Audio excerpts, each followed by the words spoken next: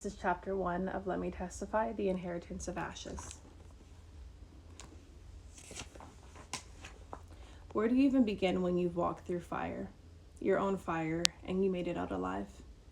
Not just once, but again and again, like some kind of divine defiance. I didn't just survive the flames, I lit them, I fed them, and then somehow put them out myself, and then like a cycle, I didn't know how to stop.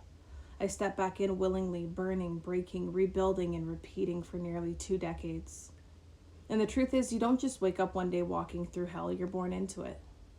Some of us never had the privilege of light. We were delivered into darkness with the umbilical cord already wrapped in spiritual warfare.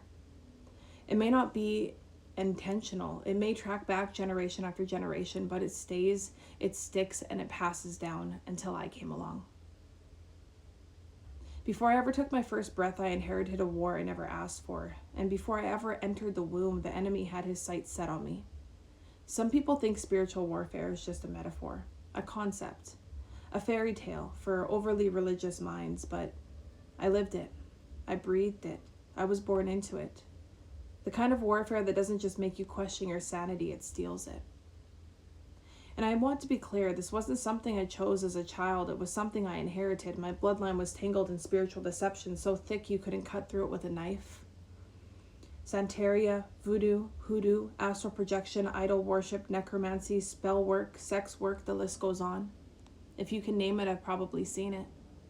And that's not me being dramatic, that's me being honest. I wasn't born evil, I was born gifted. And the enemy saw that. What he did not consider was that God already had a plan. The enemy might have thought he had the first move, but God had the final say.